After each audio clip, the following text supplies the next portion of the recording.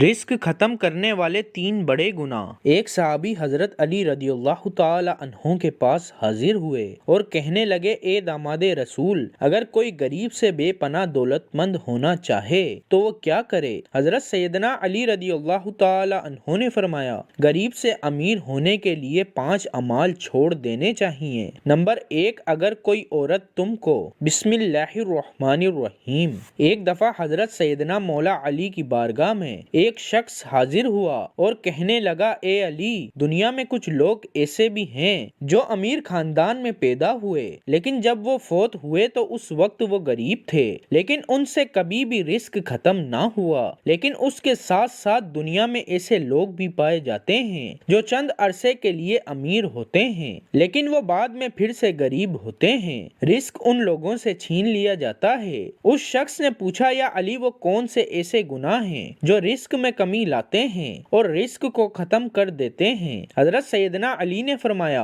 اے انسان، 5 ایسے گناہ ہیں جن کو کرنے سے انسان کا رزق ختم ہو جاتا ہے اور اس کے رزق میں سے آہستہ آہستہ برکت بھی چلی جاتی ہے۔ اس شخص نے پوچھا، یا علی، وہ 5 گناہ کون کون سے ہیں؟ حضرت سیدنا مولا علی نے فرمایا کہ وہ 5 گناہ یہ ہیں۔ نمبر 1، سود کھانا۔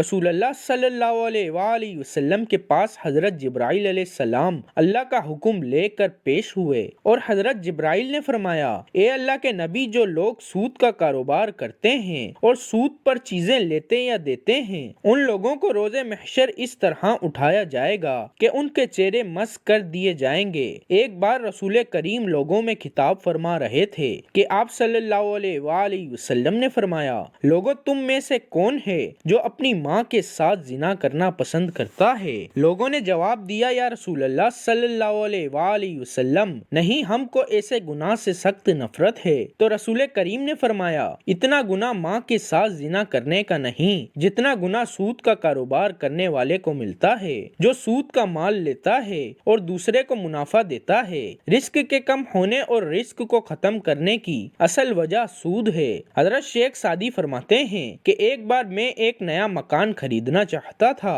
اور میں اس مکان کی تلاش میں تھا کہ ایک شرابی میرے پاس آیا اور کہنے لگا، حضرت، فلاں محلے میں ایک مکان ہے جو بہت ہی خوبصورت ہے، آپ نیا مکان ادھر ادھر تلاش کرنے کے بجائے فلاں مکان خرید لیں، میں بھی اسی محلے کا ہوں، اس طرح میں آپ کا ہمسایہ بن جاؤں گا اور اس مکان میں کوئی عیب بھی نہیں۔ حضرت شیخ سعدی فرمانے لگے، اے نادان بندے، اس سے بڑا اور کیا عیب ہو سکتا ہے کہ تو میرا ہمسایہ بن جائے، کیونکہ تو سود کا کاروبار کرتا ہے اور سود سے بڑا کوئی عیب نہیں، یہی تو سب سے بڑا عیب ہے کہ وہ مکان لینے سے تو میرا ہمسایہ بن جائے گا۔ اگر وہ مکان مجھے مفت میں بھی ملے تو میں ایسا مکان کبھی بھی نہ خریدوں۔ حضرت شیخ سعدی نے فرمایا کہ تیرے مرنے کے بعد اس مکان کی قیمت 10 گنا سے بھی زیادہ بھر لوں گا۔ نمبر 2، حضرت سیدنا علی نے فرمایا کہ دوسرا سب سے بڑا گناہ کہ تم کسی نیک اور پرہیزگار عورت پر الزام لگاؤ یا تہمت باندھو۔ قرآن کریم میں اللہ پاک فرماتا ہے، جو لوگ نیک عورتوں پر تہمت لگاتے ہیں، وہ عورت جو ہر وقت میری رحمت کی آغوش میں رہتی ہے،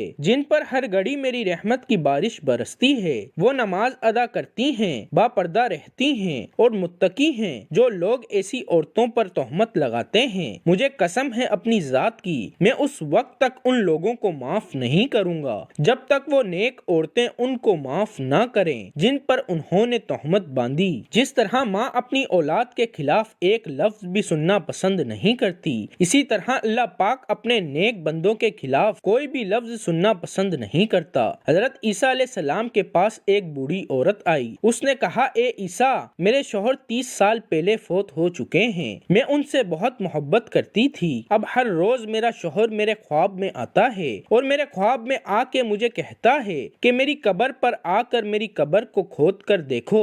ہر روز میرے خواب میں آ کے یہی کہتا ہے کہ ایک بار میری قبر کھودو اور میرا چہرہ تو دیکھو۔ اے عیسیٰ، میں بہت ہی دور سے چل کر یہ مسئلہ آپ کے پاس لے کر آئی ہوں۔ حضرت عیسیٰ علیہ السلام نے کہا، آؤ میں بھی آپ کے ساتھ آپ کے شوہر کی قبر کھودنے کے لیے جاتا ہوں۔ وہ دونوں اس قبرستان پہنچے جہاں اس بڑھیا کے شوہر کی قبر تھی۔ قبرستان میں جا کر حضرت عیسیٰ علیہ السلام نے فرمایا، بتاؤ تیرے شوہر کی قبر کون سی ہے؟ بوڑھی عورت نے ہاتھ سے اشارہ کرتے ہوئے کہا، وہ قبر ہے۔ حضرت عیسیٰ علیہ السلام قبر پر کھڑے ہو کر اللہ سے رو کر دعا کی۔ دعا کرنے کے بعد حضرت عیسیٰ نے فرمایا، ایک قبر کے اندر سونے والے اللہ کے حکم سے کھڑا ہو جا۔ اس قبر سے ایک ایسا انسان اٹھ کھڑا ہوا جسے دیکھ کر بڑھیا نے زوردار چیخ ماری اور وہ بے ہوش ہو کر گر گئی۔ وہ کھڑے ہونے والے انسان کا جسم تو انسان نہیں تھا، پھر اس کا چہرہ مسح کر دیا گیا تھا۔ جب تھوڑی دیر کے بعد اس عورت کو ہوش آیا تو حضرت عیسیٰ نے اس زندہ ہونے والے انسان سے دریافت کیا،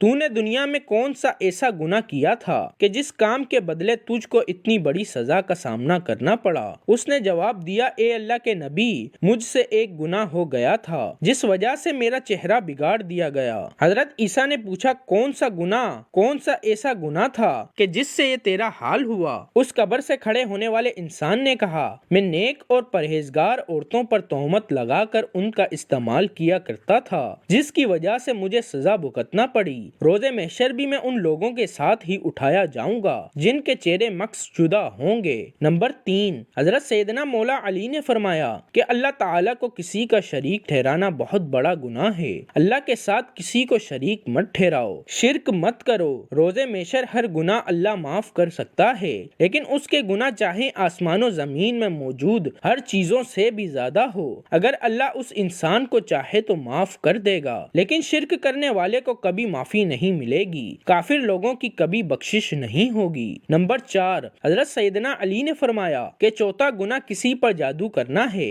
کسی کا جینا حرام کرنے کے لیے، کسی کی خوشیاں چھیننے کے لیے اس پر جادو کرنا ہے کہ اس کے پاس فلاں رزق کیوں ہے، اس کو جادو کے ذریعے ختم کر دینا۔ حضرت سیدنا علی نے فرمایا کہ جادو کرنے والا انسان دائرے اسلام سے خارج ہو جاتا ہے، اور جب کسی جادوگر کی موت ہوتی ہے تو وہ کافر اور مرتد ہوتا ہے۔ جادوگر کی موت کبھی بھی حالت ایمان پر نہیں ہوتی۔ نمبر 5، حضرت سیدنا علی نے فرمایا کہ کسی کو دکھ اور تکلیف دینا بھی سب سے بڑا گناہ ہے۔ کسی کو دکھ دینا، کسی کا جینا حرام کر کے خود خوش ہونا، کسی کو رلا کر خود خوش ہونا، یہ بھی ایک بہت بڑا گناہ ہے جس سے ہمارا رزق ختم ہو جاتا ہے۔ حضرت سیدنا علی نے فرمایا کہ ان 5 بندوں سے اللہ پاک روز قیامت سخت حساب لے گا، اور دنیا میں ان 5 بندوں سے اللہ پاک رزق چھین لیتا ہے۔ اللہ تعالی ہمیں دین کی مکمل سمجھ نصیب فرمائے اور ہمیں نیکوکاروں میں شامل کرے، آمین۔ ناظرین، کمنٹ باکس میں اللہ تعالی کے 99 ناموں میں سے ایک نام ضرور ٹائپ کریں۔